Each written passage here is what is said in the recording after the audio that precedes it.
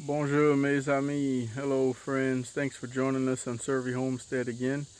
This time I want to tell you all about our two old tractors that we sold to contribute to getting one good one. The donkeys are out right now. It's so funny. They're kind of curious but still cautious. Hey Jenny, hey Jack. So we had the old Yanmar that we bought with the house after my grandma passed away 4.5 years ago. And I knew it was on its last leg, but it did come with a grooming deck, and that's what most of the value was.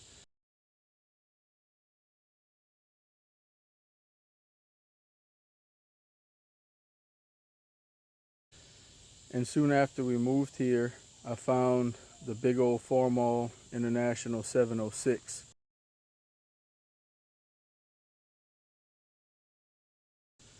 That was less than $1,500, but it wasn't running at the time because the young man didn't realize it had run out of diesel. So I got two friends to help me, and they boosted it with their diesel pickup truck and cranked it and got it to run well enough to drive it up onto their gooseneck trailer, and they drove it here for us. And I used it off and on, but it always had trouble. It smoked a whole lot. And then the Yanmar, I found that it had cracks in the cylinder head.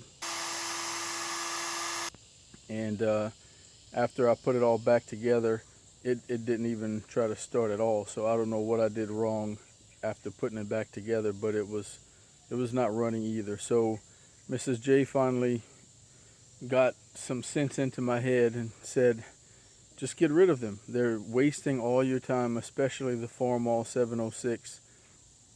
And I also realized that neither of them was exactly what we needed. The Farmall was too big and had one wheel in the front for crop forming, and the Yanmar was only 24 horsepower, and it was too small.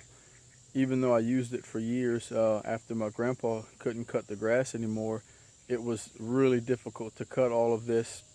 Some of this is Bahia, really thick, tough grass made for hay, and it was just always a struggle. I never really did keep up with the little Yanmar and the grooming deck. So neither of them was truly going to fit our needs.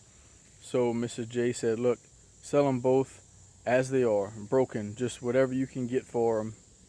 And sure enough, someone had a Yanmar that was similar, and he was going to use ours for parts.